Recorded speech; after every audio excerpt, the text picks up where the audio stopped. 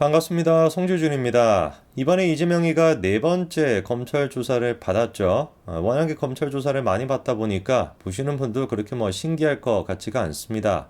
해외였으면은 글자 그대로 토픽감이죠. 이게 다른 게 해외 토픽감이겠습니까? 제1야당 대표라고 하는 사람이 이 검찰에 출석을 하고 재판에 나가는 숫자가 무슨 국회에 출석하는 숫자보다 많은 거 아니냐? 이런 얘기를 듣는 경우가 세상천지에 어디 있겠습니까? 그리고 이미 다 알고 계시는 것처럼 이번에 검찰 조사를 받은 게 백현동 이 특혜와 관련된 논란 때문에 검찰 조사를 받았는데요. 여러분들이 그 이재명이라고 하는 사람을 저만큼이나 잘 알고 계실 테니까 이미 그 습성과 그 메커니즘을 잘 알고 계실 겁니다. 겉으로는 당당한 척하고 겉으로는 아무 일 없듯이 그렇게 개딸들한테 선동을 하지만 속으로는 진짜 이 간이 콩할 만한 사람이라는 거. 누구보다도 진짜 겁이 많고 누구보다도 지금 자기가 구속이 될 거라는 걸 걱정하고 있는 게 이재명이라고 하는 거. 그런 식의 어떤 그 선동 기술에 대해서 이미 잘 알고 계시지 않습니까? 이번에 네 번째 검찰 조사를 받을 때도 그런 모습이 그대로 드러났습니다. 한번 봐야 되겠죠. 검찰 조사가 끝나고 난 뒤 이재명이는 아무 일도 없었던 것처럼 당당하게 개딸들을 상대로 손까지 흔들어주는 여유를 보여줬는데 정작 검찰 조사를 받을 때 검사 앞에서는 얼마나 이재명이가 비굴하고 당한 모습을 보였는지 그거에 대한 이야기를 좀 해봐야 되겠습니다.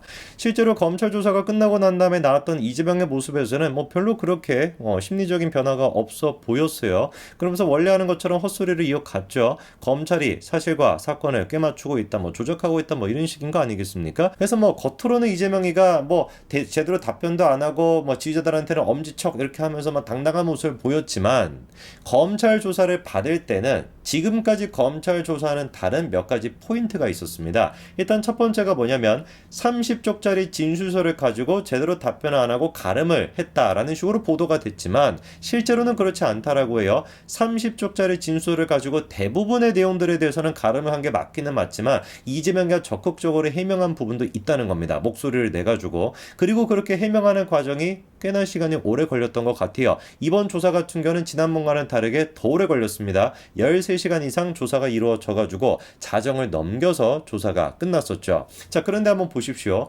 지난번에 조사를 받을 때도 약간 이재명이가 스텝이 꼬였던 부분이 있었어요. 예를 들어가지고 내가 6시 반에는 나가야 되겠다, 6시에는 나가야 되겠다 이런 식으로 당당하게 얘기했지만 그렇게 버텼다가 검찰이 문건 하나 내미니까 당황했다라는 보도가 나오지 않았습니까? 그때 검찰이 내밀었던 그 문건이라는 게 성남FC 후원 그거와 관련된 이제 문건이었거든요. 그랬더니 이재명이가 그때도 야, 정진상이 그랬다라는 거냐 라는 식으로 꼬리 자르기 하듯이 정진상한테 떠넘기는 모습을 보였었는데 이번에도 이거와 비슷하게 스텝이 꼬인 경우가 있었을까요? 없었을까요? 물어봐서 뭐 하겠습니까? 당연히 이렇게 물어보니까 있으니까 물어보는 거겠죠. 그래서 보니까 이번에 검찰이 제시했던 허를 찔렀던 게 바로 이거였습니다. 증언을 유리하게 해달라라는 식으로 이재명의 목소리가 담긴 녹취록을 검찰이 제시를 했다는 것인데 사건의 지금 발단을 보니까요. 2002년도 그 이재명이 검사 사칭했다라고 하는 그 논란이 있었죠. 그거에 대해서 실제로 유죄까지 선고가 됐습니다. 그래서 벌금형이 확정이 됐죠. 그런데도 불구하고 얘가 또 헷가닥해가지고 2018년도에 누명을 썼다 이런 식으로 또 말도 안 되는 주장을 하는 거예요. 확정 판결이 나와가지고 150만에 확정이 됐는데 뭔 놈의 누명이 있겠습니까? 그래서 그것 때문에 또다시 기소가 됐는데 바로 그 부분에 대해서 김인섭한테 전화를 걸어가지고 증언해달라, 유리하게 증언해달라 라는 식으로 부탁을 했다는 것이죠. 자, 그러면은 위증을 요구했다는 겁니다. 이것도 물론 처벌을 받을 수밖에 없겠죠. 그럼 이거에 대해서 이재명은 어떤 식으로 해명하고 있냐? 눈에 띄는 게 몇 가지가 있는데 전화를 걸었다라는 사실 자체는 일단 인정하고 있습니다. 그런데 진실을 말해달라라고 하는 취지였다라는 식으로 의도는 지금 저렇게 지어내고 있는 중이죠. 그렇죠? 이재명이 무슨 김인섭한테 전화를 걸어가지고 진실을 얘기해달라? 누가 그거를 믿겠습니까? 말도 안 되는 소리죠. 당연히 검찰 또한 마찬가지로 김인섭이가 실제로 일단 전화를 그렇게 하고 난 뒤에 재판에 나가가지고 이재명한테 유리한 증언을 하긴 했다는 거고 그 증언이 검찰이 보기엔 뭐다? 위증이라고 보고 있고요.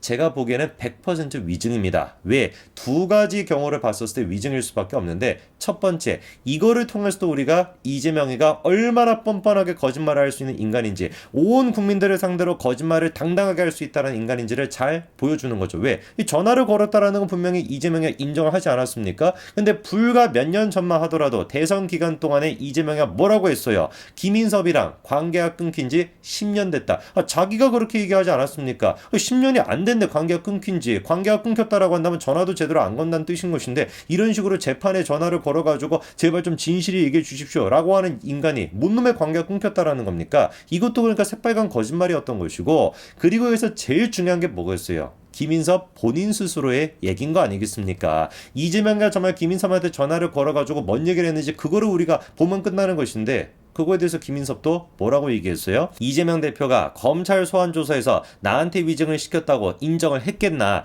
당연히 인정하지 않았을 것이다. 이렇게 얘기하는데, 이게 지금 의도하는 바가 뭐겠습니까? 이재명이 나한테 위증을 시킨 게 맞기는 맞지만 이재명이 어떤 인간이냐, 그거를 인정을 할 만한 인간이냐, 이렇게 실토했다라고 보는 게 맞죠. 지금 이미 김인섭 씨는 어떤 상태입니까? 위증 혐의로 입건까지 되어 있는 상태이고, 백현동급 개발 특혜에 대해서도 김인섭 씨가 약간 이재명을 우리가 떠올릴 수 있을 법한 그런 식의 증언까지도 했죠. 그쵸? 구체적인 이름은 얘기하지 않았습니다만 두 사람한테 돈이 갈 것이다 라는 얘기까지 나온 상태입니다. 그 두 사람이 누구겠습니까? 상식적으로 봤을 때 이재명과 정진상 두 사람이겠죠. 이 위증 혐의까지도 이재명이한테 적용이 될 것 같고요. 자, 거기에다가 우리가 또 생각해 봐야 되는 것이 뭐냐, 이재명이가 이번 검찰 조사를 받기 전과 받고 난 뒤에 굉장히 다른 180도 달라진 모습을 보여준 한 가지 포인트가 또 있습니다. 조사가 끝나고 난 다음에 이재명이 이런 얘기를 했습니다. 용도 변경을 조건으로 땅을 팔았으면서 용도 변경 전 가격으로 계약을 한 한국식품연구원이나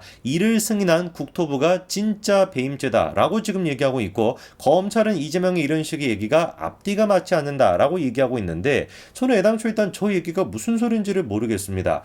용도 변경 전에 땅을 팔았던 게 한국식품연구원이죠. 그러면 용도 변경하기 전에 땅을 팔았으니까 한국식품연구원이 배임을 저지른 것이다. 왜? 더 비싼 가격에 팔 수 있으니까 배임을 저지른 것이다. 이런 식의 논리인 거 아니겠습니까?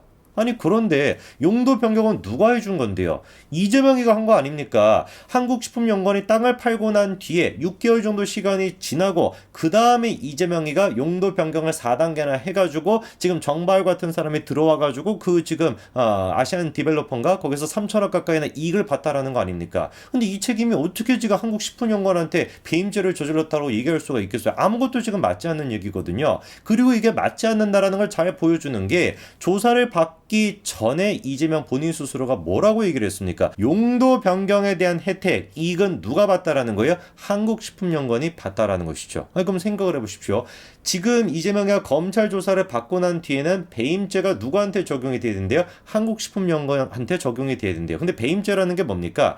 이익을 볼 수 있었음에도 불구하고 의도적으로 이익을 보지 않아서 손해를 끼쳤을 때 그때 배임죄가 적용이 되는 거잖아요. 그럼 배임죄가 적용이 되려면 이익을 봐야 됩니까? 안 봐야 됩니까? 이익을 안 봐야 되는 거예요. 볼 수 있었던 거를 이익을 안 보게 됐었을 때 배임죄가 적용이 되는 거거든요. 그럼 이재명의 지금 주장에 따르면 조사를 받기 전만 하더라도 한국식품연구원이 이익을 봤다, 용도 변경을 통해서 이익을 봤다 라고 주장을 했는데, 조사를 받고 난 뒤에는 입장이 180도 바뀌어가지고 뭐라고 하는 겁니까? 한국식품연구원이 이익을 볼 수 있었는데 안 봤다, 그러니까 배임죄다, 이렇게 주장을 하고 있는 거예요. 그러니까 검찰이 뭐라고 지금 얘기하는 겁니까? 이재명이 지금 앞뒤가 맞지 않는 얘기를 하고 있다, 이렇게 지금 지적을 하는 겁니다. 당연히 맞지 않는 소리죠. 제가 보기에는 이재명 본인 스스로도 무슨 얘기하는지를 모를 겁니다. 이미 정신이 나가 있는 상태이기 때문에. 얼마나 그러니까 이재명이가 검찰 조사를 받으면서 멘탈이 흔들렸는지를 잘 보여주는 장면이겠죠. 김인섭에 대해서 내가 위증을 교사했다라고 하는 식의 녹취록을 검찰이 갖고 있을 거라는 생각도 못했을 것이고, 그거에 대해서 얼마나 당황을 했으면 한국식품연구원에 대해 가지고 자기가 조사를 받기 전에는 이익을 봤다라고 주장을 했다가 조사를 받고 난 뒤에는 갑자기 얘네들이 배임죄다 이런 식으로 지가 멘탈이 흔들렸으니까 거꾸로 지금 얘기를 한 꼴이 되는 거거든요. 한번 두고 봐야 될 겁니다. 검찰이 지금 확보하고 있는 김인서 씨에 대한 자택을 압수수색했었을 때 결정적인 녹취록을 3개나 확보를 했다고 하거든요. 그 3개 중에 한 가지가 이번에 검찰 조사를 받을 때 이재명한테 제시했던 그 위증을 교사했다라고 하는 그 녹취록이고, 나머지 2개가 더 있다라고 하는데, 검찰이 쥐고 있는 카드는 또 뭘지, 그리고 그 카드로 인해서 이재명이가 얼마나 멘탈이 흔들려서 또 말도 안 되는 헛소리를 할지 우리는 그냥 흥미롭게 지켜보면 될 것 같습니다. 여기까지 말씀드리겠습니다. 감사합니다.